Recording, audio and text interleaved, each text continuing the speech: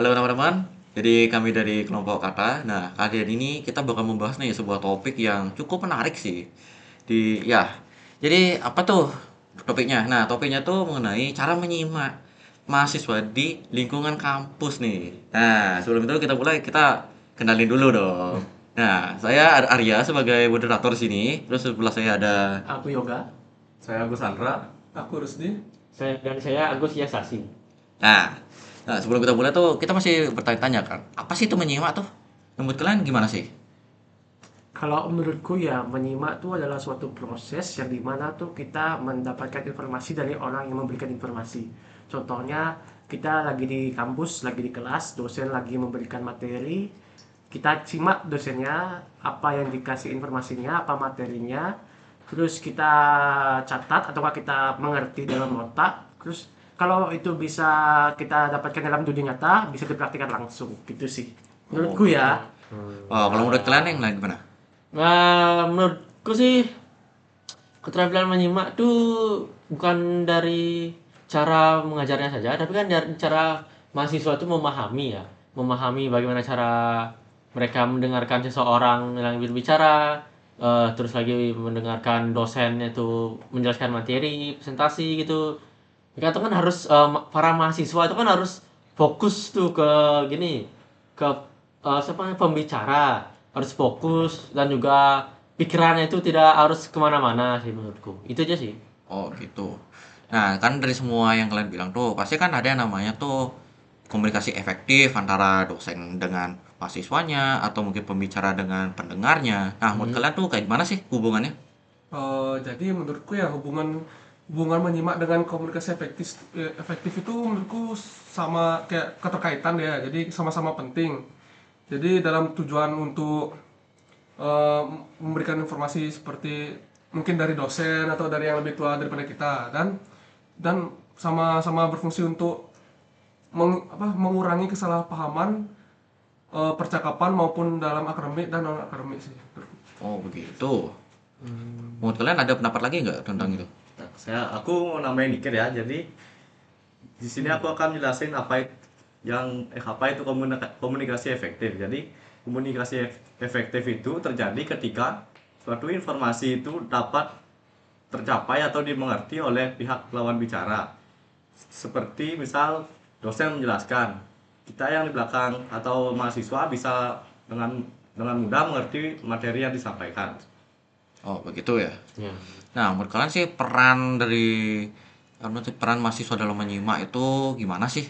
Karena kan kita tahu sendiri tuh dari yang kita dengar dari tadi kita bahas itu kan tentang cara menyimaknya dan juga dampaknya tuh yang gini itu dan juga banyak lah negatifnya. Nah, menurut kalian tuh peran yang harus dilakuin sama mahasiswa tuh gimana sih?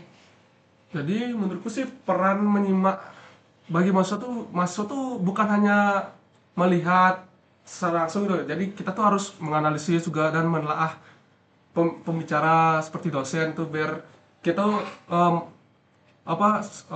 pembicara biar nggak asal ngomong loh, biar nggak asbun gitu, dan lebih memahami apa yang diomong apa yang dipercakap oleh dosen itu sih. Oh, jadi gitu ya. Lalu gimana sih menurut kalian saran kalian untuk para mahasiswa-mahasiswa biar lebih mengerti dan lebih menghargai para dosen dalam mengajar atau gimana? Menurutku ya mahasiswa itu harus berlatih fokus, selalu harus berlatih fokus. Lulus saya berlatih fokus tuh mahasiswa itu eh perlu apa lagi ya? Apa istilahnya tuh kayak men kayak bukan menjelaskan sih, seperti harus mengerti apa yang dosen-dosen tuh katakan. Itu aja sih. Kalau kalian ada pendapat lain nggak? Aku ada pendapat lain sih. Ini kita kan berlima tuh posisi itu masih mahasiswa. Nah, sebagai mahasiswa tuh menurutku memahami materi itu kita harus tahu tuh apa tujuan kita untuk memahami materi tersebut. Nah, kalau kita udah tahu tujuannya, pasti kita mau belajar tentang materi tersebut.